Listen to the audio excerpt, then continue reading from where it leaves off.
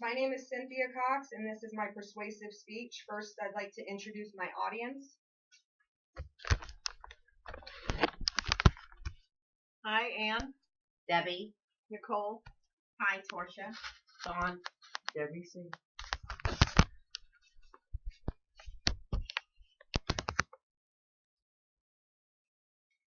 In 1938, in response to the Great Depression, President Roosevelt established a series of federal laws which put into effect different standards for employment practices. The Fair Labor Standards Act established a minimum wage, overtime pay eligibility, and child labor laws. The purpose was to provide fair work standards for hardworking Americans. However, today many Americans are unable to have a fair and decent life under minimum wage. Adam Smith summarized the standards for decent pay in The Wealth of Nations when he stated that it is but equity that they who feed, clothe, and lodge the whole body of the people should have such a share of the produce of their own labor as to be themselves tolerably well fed, clothed, and lodged. In essence, what Smith was saying was that those who work hard to keep this country running should have a share in this country's success. In Florida, the current minimum wage is $8.05 an hour. And in October of 2015, 18 Florida lawmakers decided to take what they dubbed the minimum wage challenge. According to Gabrielle Dawkins, the purpose of the challenge was to draw attention to the dire need of a higher minimum wage, and participants were asked to live off of $17 a day. This sum represents the amount that's left over after bills and taxes. Perhaps some of you already know what it's like to live on minimum wage salaries, but for those who don't, I'd like you to imagine for a moment living off of $17 a day. Now imagine that your car broke down or some other unexpected cost occurred. How would this affect you? Would you still be able to survive, or would you have to rob Peter to pay Paul in order to make ends meet? I've spent the last month doing extensive research on minimum wage here in Florida, and I discovered the type of life that it provides for people here. As someone who makes over minimum wage and at times has difficulty making ends meet, I've learned how important it is for a minimum wage to be a living wage.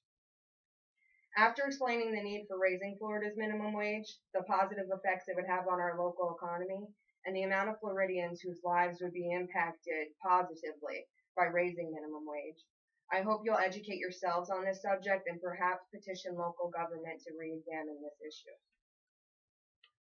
Florida's minimum wage is currently higher than the federal minimum, but it still leaves hundreds of thousands fighting to keep their heads above the poverty level.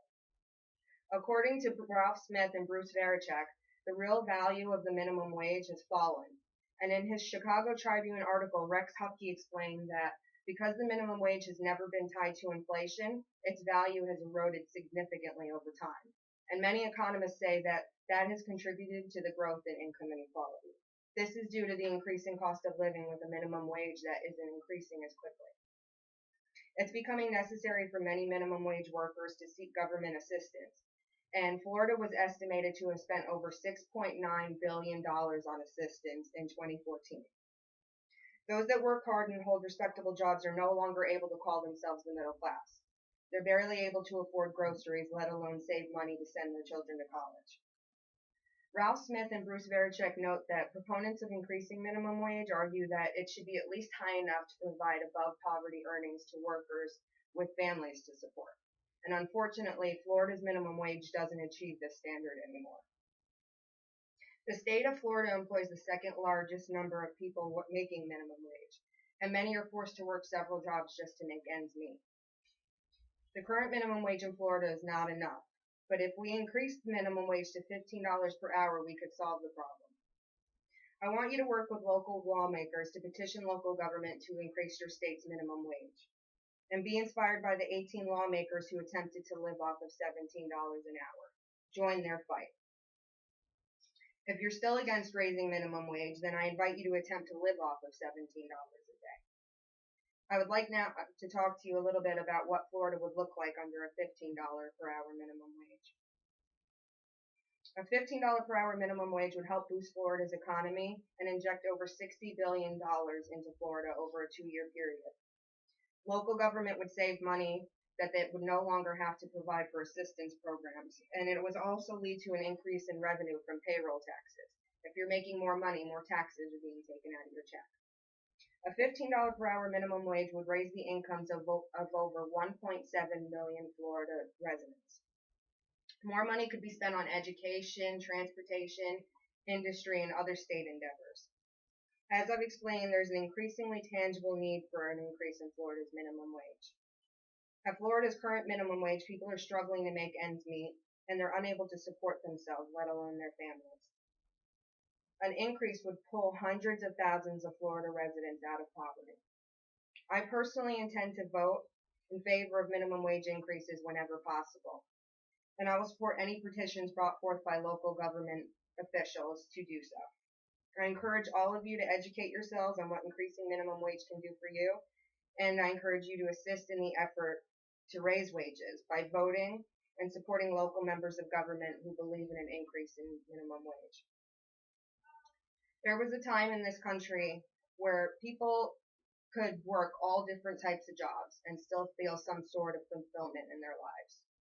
Our current Vice President, Joe Biden, once said that a job is about a lot more than a paycheck. It's about your dignity and it's about your respect.